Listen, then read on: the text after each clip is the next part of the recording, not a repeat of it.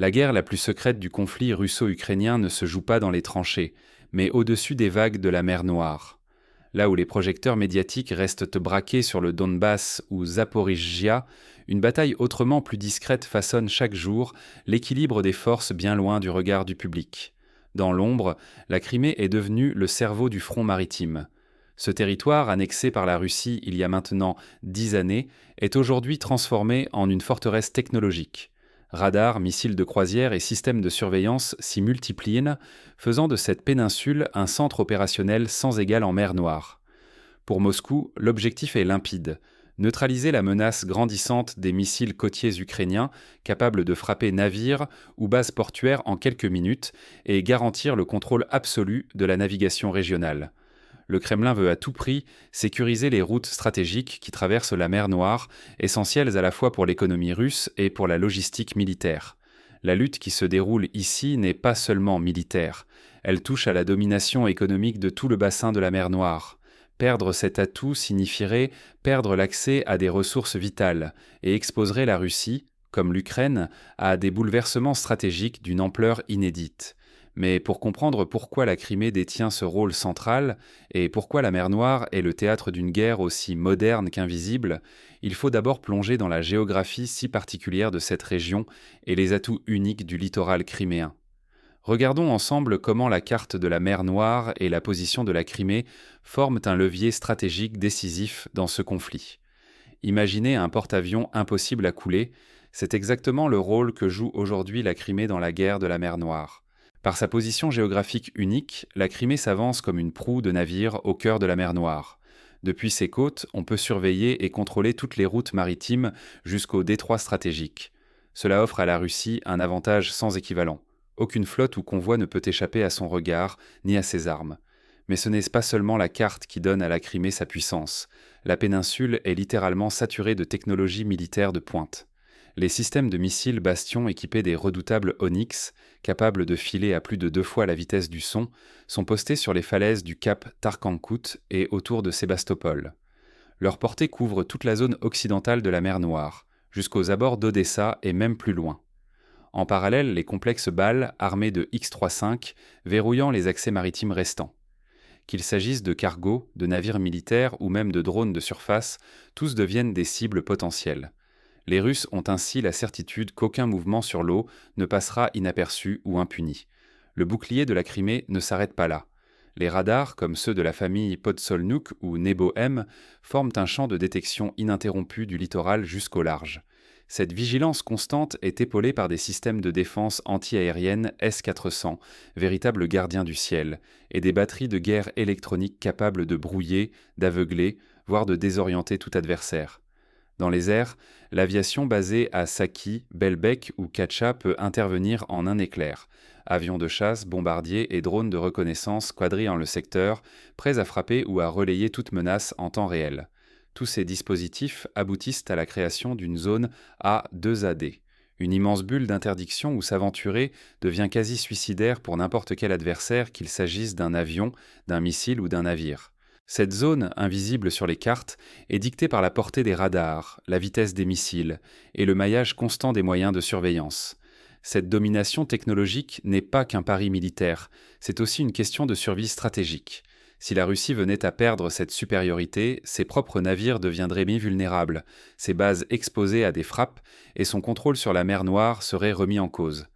Pour l'Ukraine, au contraire, c'est toute la capacité d'action sur son littoral qui disparaîtrait, la privant d'accès libre à la mer et à ses ressources vitales. Voilà le visage de la guerre maritime moderne, une lutte d'invisibles où chaque signal, chaque déplacement, chaque écho sur un radar peut décider du sort d'un port ou d'une flotte entière. Mais ce verrou technologique n'a pas découragé l'Ukraine.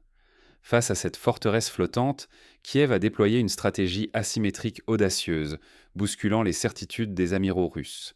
Une partie d'échecs à grande vitesse où chaque minute compte.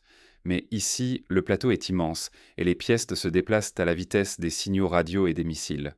La mer Noire n'est plus le théâtre de combat naval classique, mais un véritable champ de bataille technologique, où la mobilité et la furtivité font loi. Pour l'Ukraine, le salut passe par la ruse.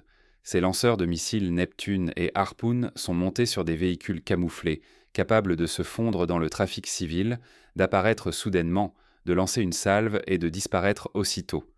Cette tactique du tir et fuit repose sur une furtivité totale et une préparation minutieuse. Chaque position est temporaire, chaque tir est une fuite en avant. Le début de la guerre a vu des succès spectaculaires. Les forces ukrainiennes ont contraint la flotte russe à se tenir bien au large, hors de portée immédiate du littoral. Pour la première fois, des navires de guerre russes ont dû battre en retraite devant une menace asymétrique, invisible et insaisissable. Face à ce défi, la Russie a répondu par une riposte implacable. Une surveillance continue, jour et nuit, orchestrée par des drones, des avions radars A-50, des satellites et des stations d'interception radio. C'est une chasse à l'homme mécanique où chaque trace radio, chaque mouvement suspect est immédiatement repéré, analysé et potentiellement ciblé. Au cœur de cette guerre de nerfs, tout se joue sur la rapidité de la chaîne OODA.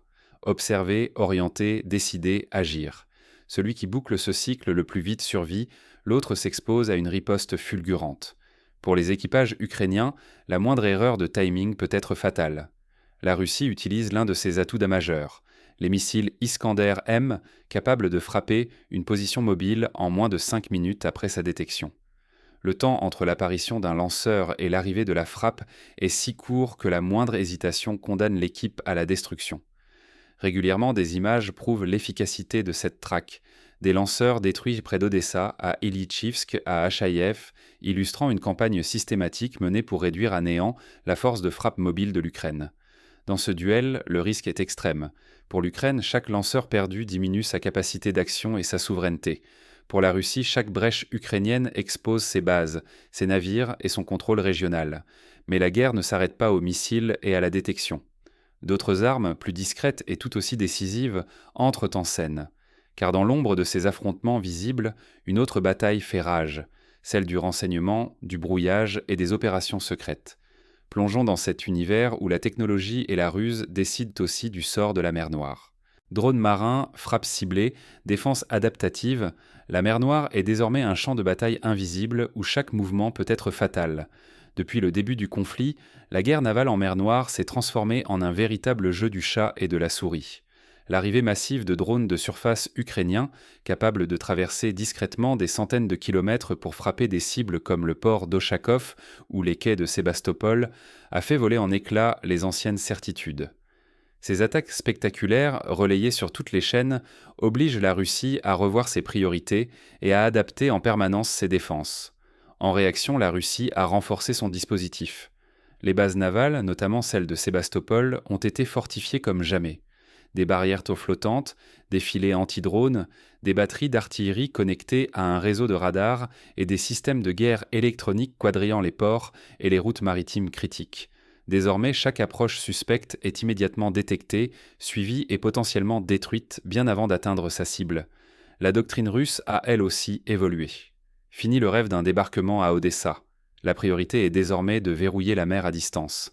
La Russie mise sur une stratégie d'étouffement, coupant les routes maritimes vitales de l'Ukraine, frappant avec précision les infrastructures portuaires et imposant une pression continue sur la logistique ennemie.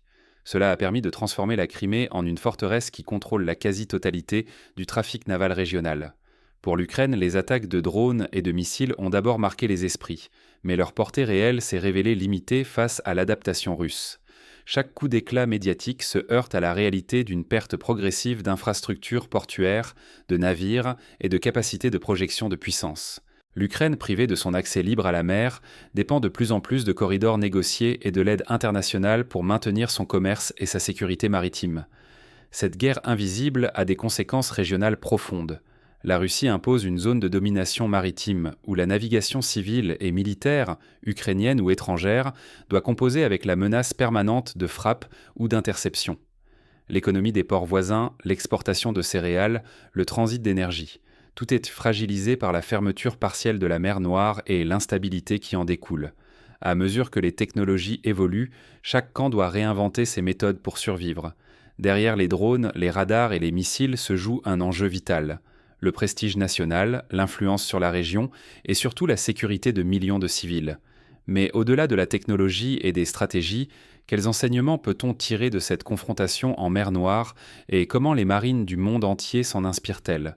La victoire ne se joue plus au nombre de navires, mais à la vitesse de l'information et à la maîtrise des flots invisibles. Aujourd'hui, dominer la mer Noire ne signifie plus former la plus grande flotte ou déployer les cuirassés les plus puissants.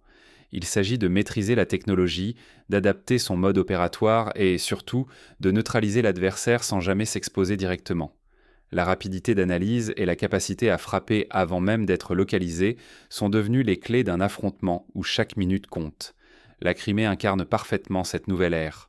Avec ses radars, ses batteries de missiles et son réseau de surveillance multidomaine, elle s'est transformée en forteresse numérique. Plus qu'une simple base navale, c'est un bastion intégré, capable d'unir défense anti-aérienne, guerre électronique et frappe rapide, rendant la région presque impénétrable aux moyens traditionnels. Ces dynamiques bouleversent la définition même de la puissance navale. Désormais, la sécurité des corridors maritimes mondiaux dépend moins de la force brute et plus de la capacité à contrôler l'espace informationnel, à détecter l'ennemi à distance et à réagir en quelques instants. Les marines qui ne s'adaptent pas à ce nouveau modèle risquent de voir leur suprématie disparaître. Pour l'Ukraine, la survie repose sur deux piliers, la mobilité extrême et le soutien extérieur. Le recours à des lanceurs de missiles camouflés, capables de tirer puis de disparaître en quelques minutes, a prouvé son efficacité. Mais cette tactique atteint vite ses limites face à la surveillance constante et aux frappes rapides menées depuis la Crimée. Sans un flux continu d'aides technologiques étrangères, la marge de manœuvre de l'Ukraine risque de s'effondrer. Ignorer ces évolutions, c'est courir le risque d'être dépassé lors des prochains conflits. Cela signifierait perdre l'avantage stratégique, voire ne pas voir arriver les menaces qui pourraient paralyser les routes d'approvisionnement mondiales. La guerre en mer Noire prouve que l'avenir des batailles navales se joue désormais dans les coulisses numériques et l'ombre des réseaux. Mais alors, à quoi faut-il s'attendre pour la mer Noire dans les prochains mois ? Découvrons pourquoi ce qui s'y joue pourrait toucher chacun d'entre nous. Derrière le rideau des missiles et des radars, la vraie bataille se joue pour le contrôle de l'avenir. Ce que nous voyons en mer Noire, ce n'est plus la guerre d'hier. C'est une compétition d'intelligence, de système et de rapidité où chaque seconde compte et chaque information peut faire basculer le rapport de force.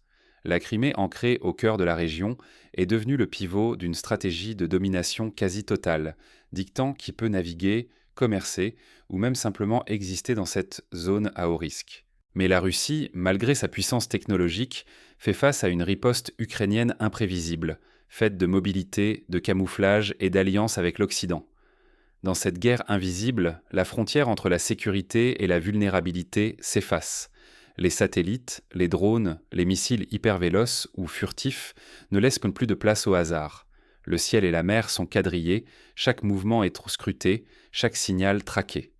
Pourtant, se contenter d'être spectateur, c'est risquer de ne pas comprendre comment ces nouvelles formes de conflit redessinent la stabilité de l'Europe, le destin des routes commerciales et la sécurité de millions de civils.